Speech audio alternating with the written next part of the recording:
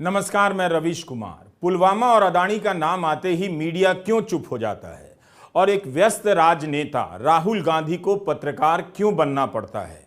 हम आज के वीडियो में इन दो पहलुओं पर बात करेंगे, क्योंकि कांग्रेस सांसद राहुल गांधी ने जम्मू कश्मीर के पूर्व राज्यपाल सत्यपाल मलिक का इंटरव्यू किया है।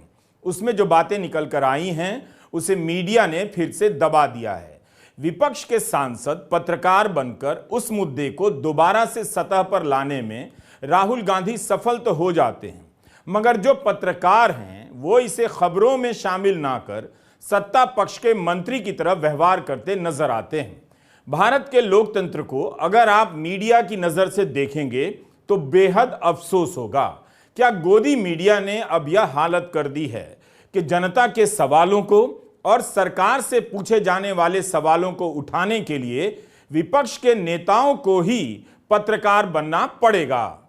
यह आज का वीडियो है। भारतीय रिजर्व बैंक के बाहर इतनी लंबी लाइन लगी है।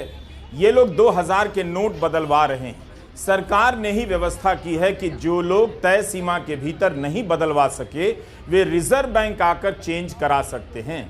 मगर यहाँ की लंबी कतार बताती है कि 2000 के नोट बदलने के अनुभवों, परेशानियों को मीडिया ने ठीक से सामने नहीं रखा, बल्कि गायब कर दिया कि आम लोग घंटों लाइन में लगकर अपना नोट बदलवा रहे हैं।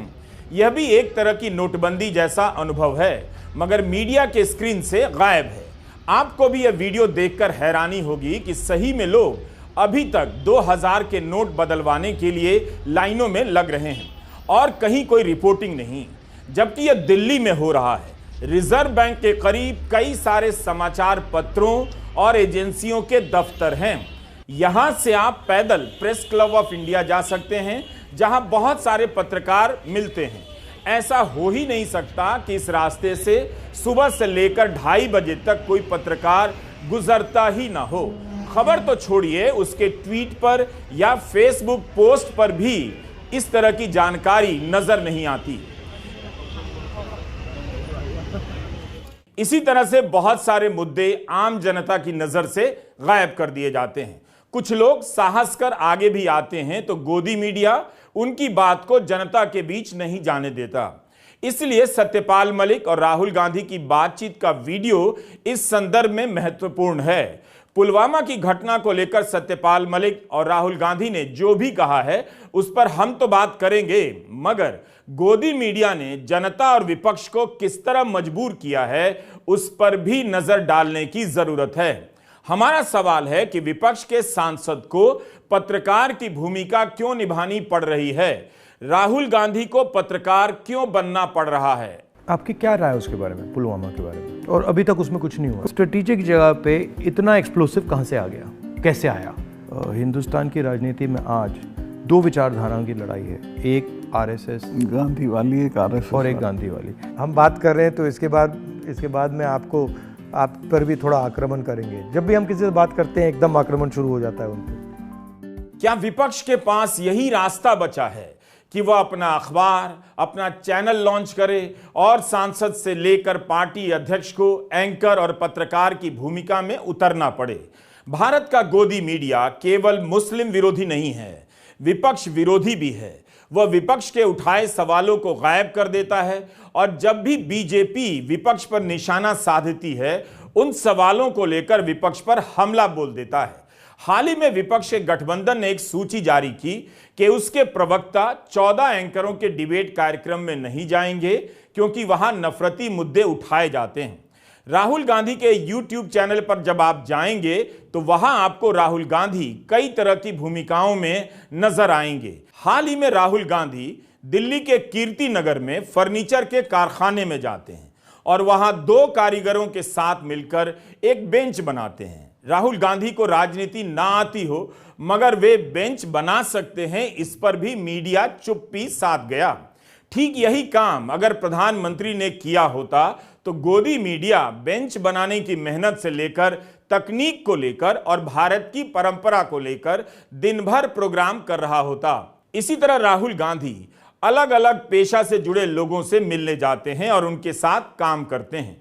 आप कह सकते हैं कि एक तरह का राजनीतिक अभिनय भी हो सकता है, छवि बदलने की कोशिश हो सकती है, बल्कि यह जनसंपर्क अभियान का हिस्सा तो है ही। जनता तक पहुंचने के लिए विपक्ष के एक नेता को कितने रास्ते खोजने पड़ रहे हैं, इस पहलू को भी आप नजरअंदाज नहीं कर सकते। राहुल गांधी केवल एक व्यक्ति को चुनकर उसके पास नहीं जा रहे, बल्कि जहां भीड़ है वहां भी जा रहे हैं। दिल्ली विश्वविद्यालय के पास परीक्षाओं की तैयारी करने वाले छात्रों के बीच गए और उनके सवालों का सामना किया। सत्यपाल मलिक से बातचीत वाले वीडियो को आप देखेंगे तो इसमें राहुल गांधी सहज नजर आते हैं। वे बिना कागज कलम के सवाल पूछ रहे हैं। उनके सवाल छोटे हैं, मगर पूछते वक्त वे किसी अनुभवी पत्रकार की तरह सहज नजर आते हैं। हिंदुस्तान की राजनीति में आज दो विचारधाराओं की लड़ाई है, एक आरएसएस गांधी वाली, एक आरएसएस और एक गांधी वाली। यही राहुल गांधी हैं जिनके बारे में 10 साल पहले कहा गया कि कैमरे का सामना नहीं कर सकते, कैमरा देखते ही नर्वस हो जाते हैं और कैमरे पर पत्रकारों के सवालों से घबरा जाते हैं। टाइम्स नाउ चैनल के लिए उस वक्त अर्नब गोस्वामी ने राहुल गांधी का इंटरव्यू किया, तब उसमें राहुल गांधी की मौजूदगी बहुत कमजोर नजर आई। ठीक उसी समय नरेंद्र मोदी कैमरे पर आत्मविश्वास से भरे हुए और दहाड़ते हुए नजर आए और दिखाए गए हल्के सवालों को पूछकर। तब कहा जा रहा था कि देश को मनमोहन सिंह नहीं, मोदी की तरह भाषण देने वाला नेता चाहिए। राहुल गांधी के उस इंटरव्यू के बारे में कहा जाता है कि वह उनकी बहुत बड़ी गलती थी, उन्हें इंटरव्यू नहीं देना चाहिए था। मगर 10 वर्षों में कितना कुछ बदल गया। कम से कम कैमरे पर राहुल गांधी काफी बदल गए हैं। वे अब पत्रकार बनकर इंटरव्यू करने लगे हैं। उनके YouTube चैनल पर ऐसे कई सारे वीडियो मिलेंगे। उनकी प्रेस कॉन्फ्रेंस खुली प्रेस कॉन्फ्रेंस होती है, दर्जनों पत्रकार मौजूद होते हैं और वे कई सारे सवालों का जवाब देते हैं।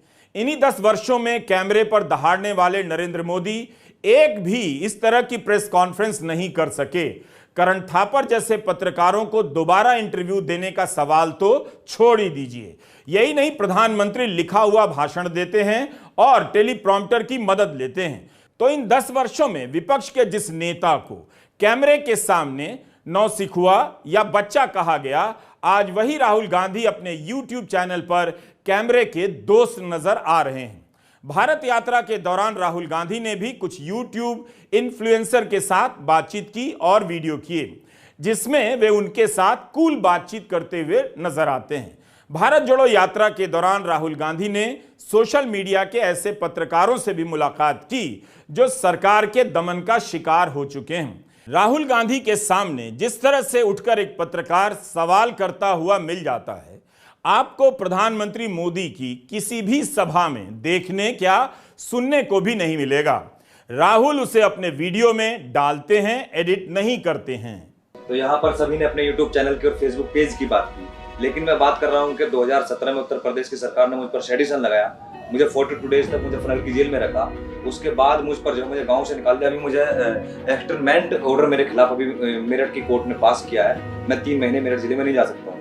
मेरा उस पर ये देखना, मैं देखता हूँ कि आप जो है बहुत फोकस करते हैं कि मीडिया के लोगों को दबाया जाता है, लेकिन जो अल्टरनेट मीडिया है वो सरकार के अगेंस्ट खुलकर काम करती है।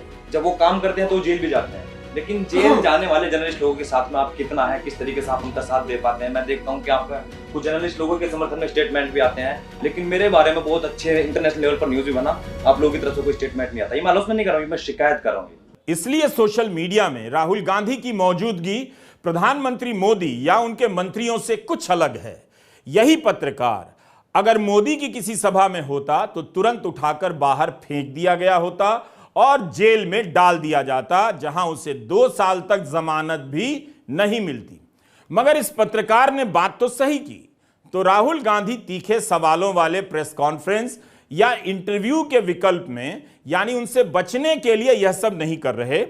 जब तक वे खुली प्रेस कॉन्फ्रेंस कर रहे हैं, तब तक उन पर यह आरोप उस तरह से नहीं चिपक सकता कि वे सवालों से भागने के लिए इन्फ्लुएंसर बन रहे हैं या खोज रहे हैं। राहुल गांधी को भी पता होगा या होना ही चाहिए कि राजनीति में अंत तक नेता ही बने रहना पड़ता है। वोटर समझकर ही जनता से संवाद करना पड़ता है। प्रधानमंत्री मोदी तो 10 साल में एक भी विस्तृत और खुली प्रेस कॉन्फ्रेंस नहीं कर सके। उनके मंत्री कभी कभी इंटरव्यू देते हैं, मगर उसमें भी खुश करने वाले सवाल पूछे जाते हैं। तब भी उनके मंत्री इंटरव्यू देने के लिए नए नए जुगाड़ कर रहे हैं। वे ऐसे पत्रकारों को इंटरव्यू नहीं दे रहे जो सवाल पूछने के लिए जाने जाते हैं।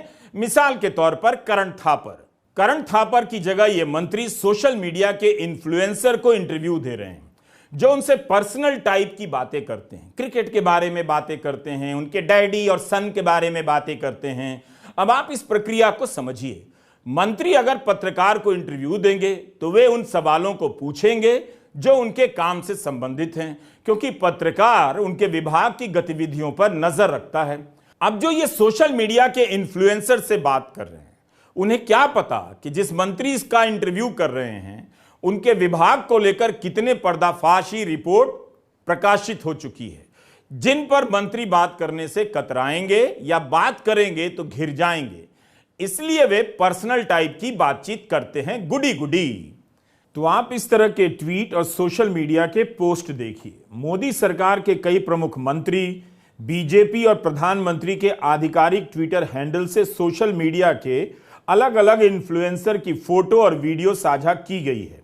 कहीं नेता इन्फ्लुएंसर को इंटरव्यू दे रहे हैं, कहीं उनसे खुलकर बात करने के नाम पर कूल हो रहे हैं, और कहीं कहीं तो उन्हें प्रधानमंत्री के साथ सरकार के अभियानों का चेहरा भी बनाकर पेश किया गया है। इससे होता यह है कि आपको लगता है कि आपका मंत्री इंटरव्यू दे रहा है, मगर यह झूठ है, भ्रम है। यह इंटरव्यू तो है, मगर पत्रकार को दिया जाने वाला इंटरव्यू नहीं है।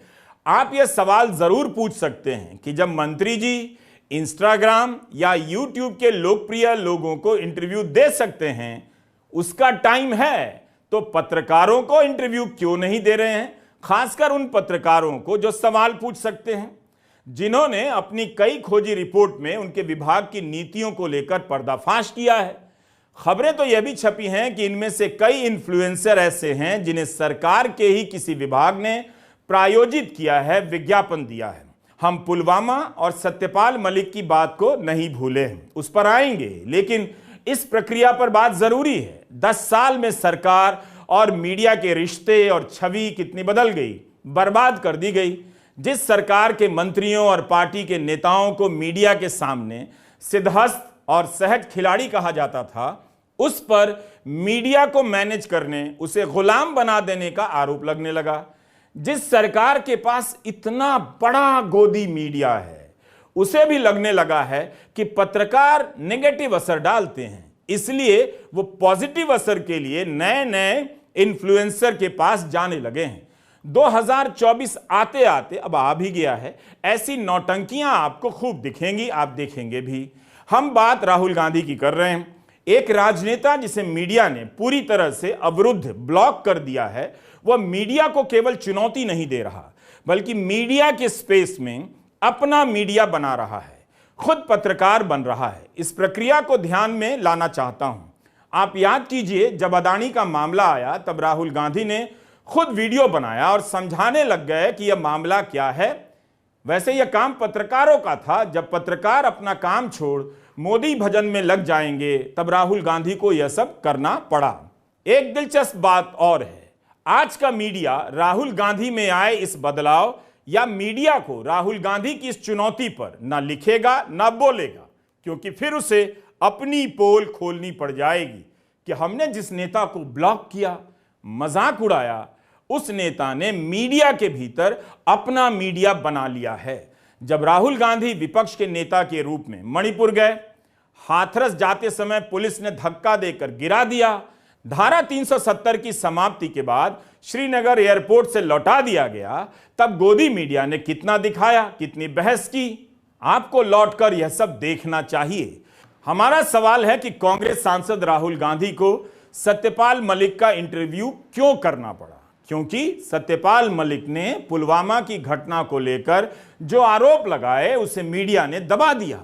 जम्मू कश्मीर के पूर्व राज्यपाल सत्यपाल मलिक ने पुलवामा की घटना को लेकर 6 महीने पहले जो आरोप लगाए, उन आरोपों का क्या हुआ? क्या कोई ठोस जवाब मिला?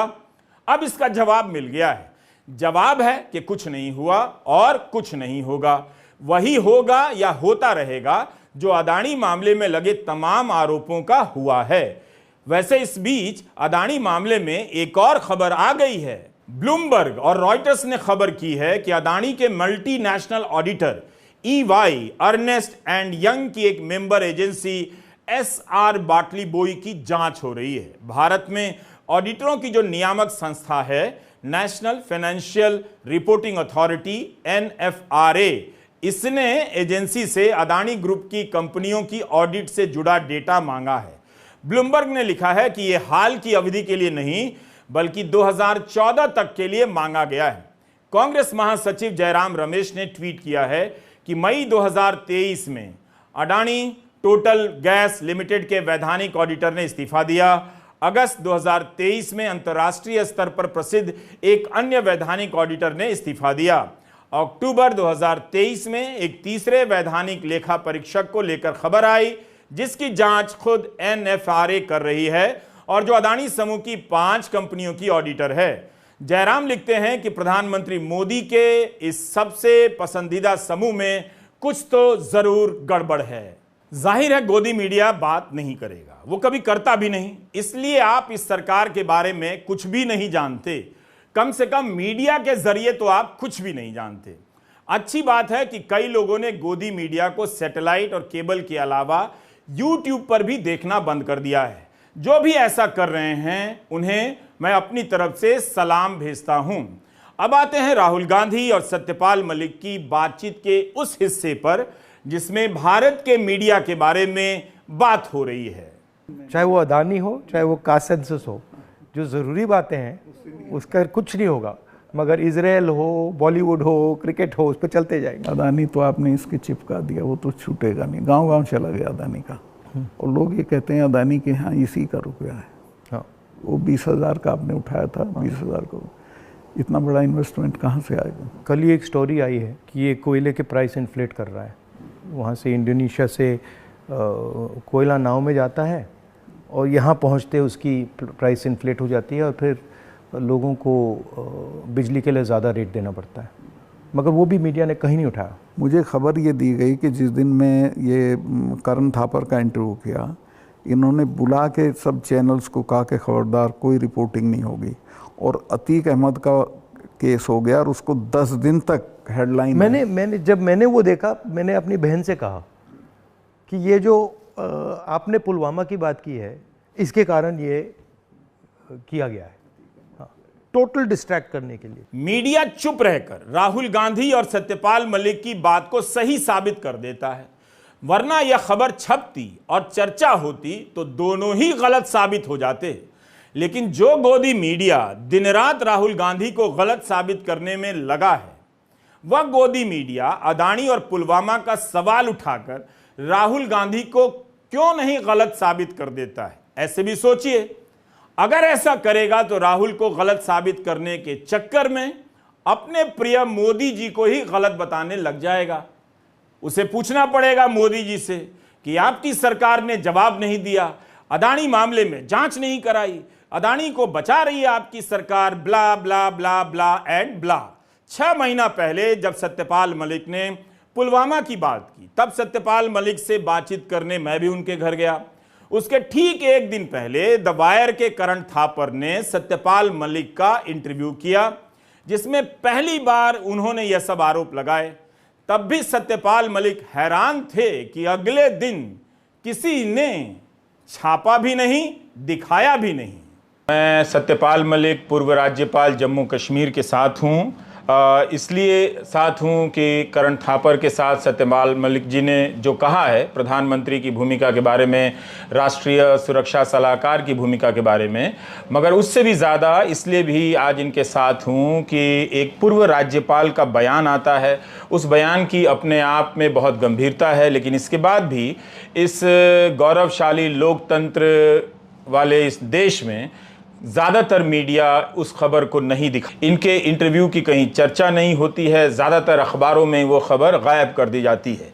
तो ये बात ऑन रिकॉर्ड रहे, ताकि जब सत्यानाश के समय आपको लगे कि क्या किसी ने भी नहीं कहा, तो ऐसा ना हो, ये रिकॉर्ड 0/0 ना रहे। इसलिए मैं आया हूँ ताकि आपको पता रहे कि कोई था।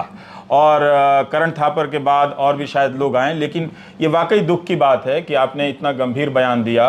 और आज जब आपको उम्मीद थी कि आज जब अखबार खोलेंगे तो चारों तरफ हेडलाइन होगी, मगर कहीं थी नहीं। कम से कम रिपोर्ट कुछ किसी शेप में रिपोर्ट होता, रिपोर्ट तो होना चाहिए था।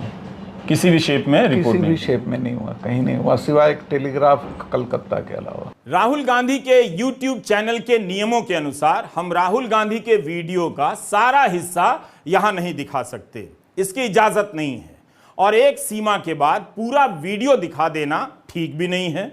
हम इसका केवल इस्तेमाल समाचार प्रस्तुति के मकसद से ही कर रहे हैं और विश्लेषण के लिए।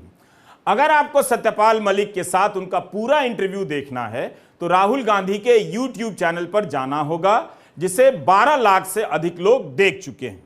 इस बातचीत में नई बात यह भी निकल कर आई कि राहुल गांधी को कमरे में बंद कर दिया गया जब वे शहीदों को श्रद्धांजलि देने दिल्ली एयरपोर्ट गए। आपको याद होगा कि पुलवामा के शहीदों का पार्थिव शरीर सीधे उनके घरों तक नहीं पहुंचाया गया। श्रीनगर में रक्षा मंत्री राजनाथ सिंह और राज्यपाल सत्यपाल मलिक ने शहीदों को श्रद्धांजलि दे दी। इसके बाद भी उनके पार्थिव शरीर को दिल्ली एयरपोर्ट लाया गया और प्रधानमंत्री मोदी ने दिल्ली में श्रद्धांजलि दी।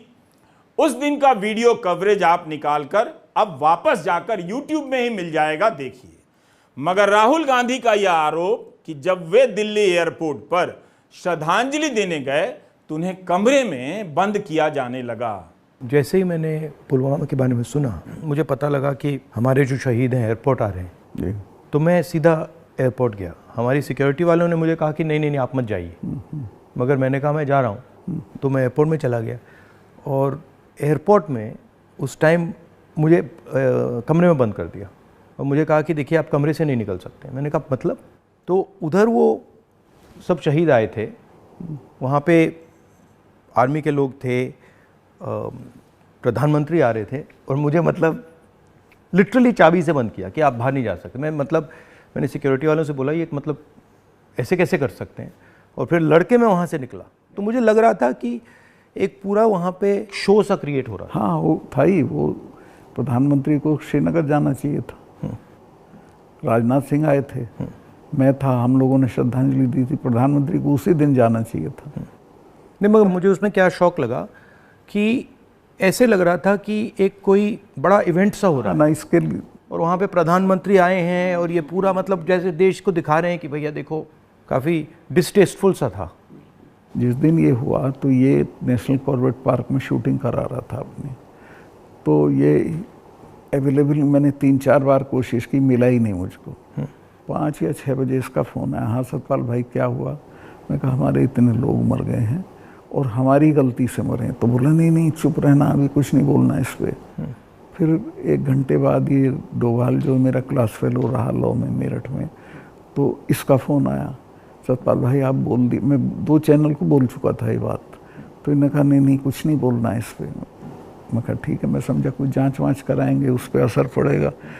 कुछ भी नहीं। तीसरे दिन इनका आ गया कि ये पुलवामा की शहादत को याद रखो और अब हम बालाकोट करेंगे, ये करेंगे, वो करेंगे, और अभी तक उसमें कुछ नहीं हुआ। कुछ नहीं, करना भी नहीं है इसको। सत्यपाल मलिक चाहते हैं कि जिन लोगों ने गलती की उन्हें सजा मिले। देश को यह भी जानना है कि यह गलती हो गई या होने दी गई ताकि हमला हो। चुनाव के समय ऐसे सवालों को आप खारिज नहीं कर सकते। सत्यपाल मलिक के अनुसार जब उन्होंने प्रधानमंत्री से कहा, नरेंद्र मोदी से, कि जवान हमारी गलती से मारे गए हैं, तब प्रधानमंत्री मोदी ने कह दिया कि अभी चुप रहो। लेकिन कुछ दिनों के बाद सत्यपाल मलिक देखते हैं कि प्रधानमंत्री तो इसके नाम पर वोट मांग रहे हैं, कह रहे हैं कि जब वोट देने जाओ तो पुलवामा के शहीदों को याद रखना। तो वो गलती क्या थी जिसकी बात सत्यपाल मलिक कर रहे हैं?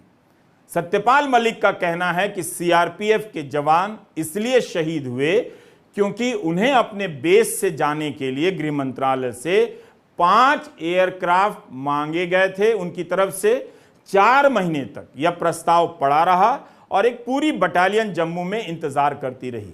जब 4 महीने बाद इस प्रस्ताव को रिजेक्ट किया गया, तब जवानों को बस में बिठाकर श्रीनगर ले जाया जा रहा था। तभी पुलवामा में धमाका होता है जिसमें 40 जवान शहीद हो जाते हैं। गृह मंत्रालय ने 4 महीने तक सीआरपीएफ को 5 हवाई जहाज क्यों नहीं दिए? इन जवानों को बस से क्यों ले जाया गया? यही सवाल पूछना था जो गोदी मीडिया नहीं पूछता है। पुलवामा के शहीद जिस तरह हुए थे वो इसलिए हुए कि उन्होंने 5 एयरक्राफ्ट मांगे थे। अगर वो मेरे से मांग लेते तो मैं इमीडिएटली कर देता। मैं तो वहाँ स्टूडेंट्स जब जम्मू में फंस जाते थे वर्ष में, उनको एयरक्राफ्ट से, क्योंकि दिल्ली में एयरक्राफ्ट इमीडिएटली मिलता है किराए पे। 4 महीने तक एप्लीकेशन उनकी पड़ी रही होम मिनिस्ट्री में, और 4 महीने बाद वो खारिज कर दी कि नहीं देंगे। तब वो सड़क से चले। इतना बड़ा, मतलब 4 महीने के लिए वो चले ही नहीं? चले ही नहीं, इसलिए कि वो सड़क से चलना बिल्कुल इनसिक्योर होता है, वो उनके उसमें नहीं है सिस्टम में। 5 जहाज मांगे थे उन्होंने, वो नहीं दिए। 4 महीने तक लटकाए रखे। और तो 4 महीने के लिए क्या होल्ड पे थे? क्या होल्ड पे थे? सब मेरे सामने नहीं आई। अगर मेरे सामने आई होती तो मैं उसमें कुछ करता। That was between CRP and home ministry. लेकिन ये थी कि अटैक हो सकता है। अगर गोदी मीडिया का दौर नहीं होता तो फिर से सारे एंकर और रिपोर्टर उसी जगह पर जाते जहां धमाका हुआ था, जिस जगह की बात सत्यपाल मलिक कर रहे हैं, और वहां से लाइव रिपोर्टिंग कर रहे होते और सरकार से सवाल पूछ पूछ कर हालत खराब कर चुके होते।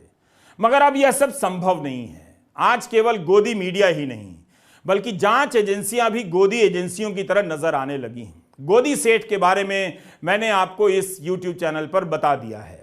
चुनाव चल रहे हैं, राजस्थान कांग्रेस के नेताओं के घर ईडी का छापा शुरू हो गया। क्या कभी चुनाव के दौरान बीजेपी के मुख्यमंत्रियों के यहां, मंत्रियों के यहां ईडी का छापा पड़ते हुए आपने सुना है? आज फिर से राजस्थान में ईडी पहुंच चुकी है। आज हमारे प्रदेश अध्यक्ष गोविंद सिंह दोतासरा जी पर कार्रवाई हो रही है। ये एक परंपरा। अब तक क्या होता था कि जहां चुनाव हो, किसी स्तर का चुनाव हो, मोदी जी पहुंच जाते थे। अब मोदी जी का प्रभाव खत्म, तो अब जहां चुनाव हो, किसी स्तर का चुनाव हो, ईडी जी पहुंच जाते हैं। फर्क कुछ नहीं पड़ने वाला।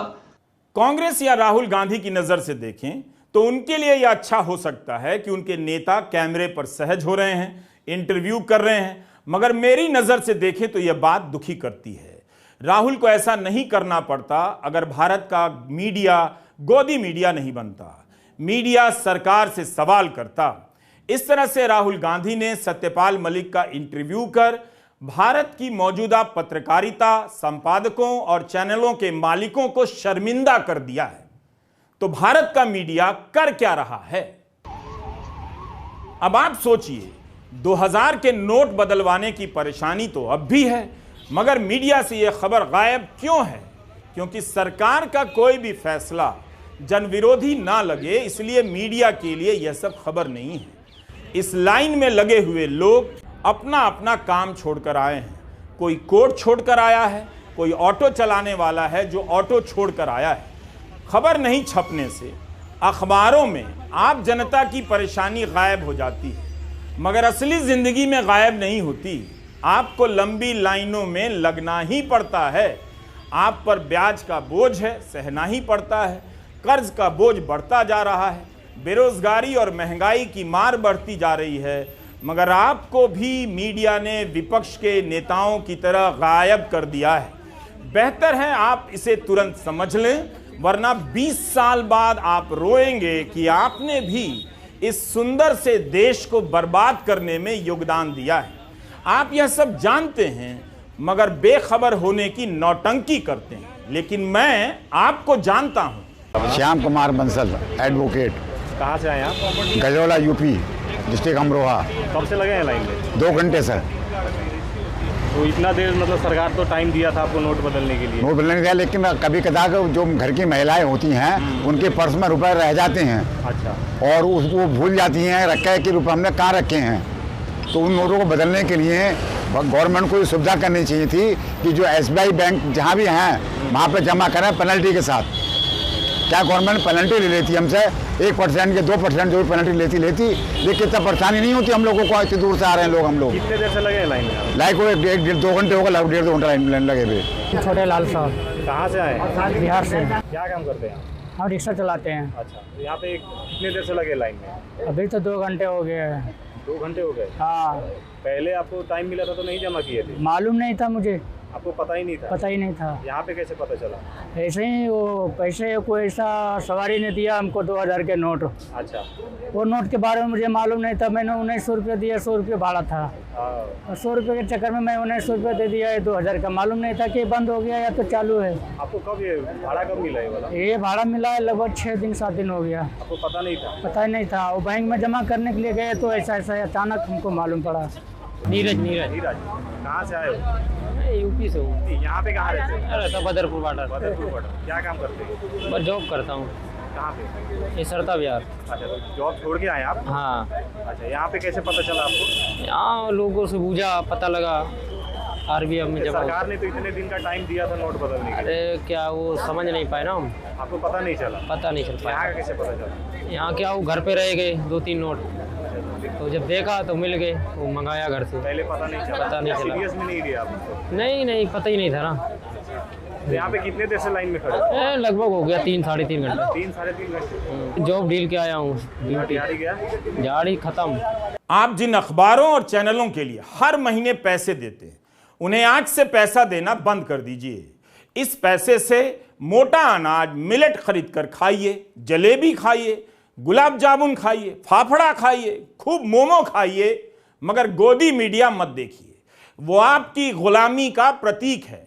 आजाद हो जाइए, वरना आपको भी एक दिन शर्मिंदा होना पड़ेगा। नमस्कार, मैं रवीश कुमार।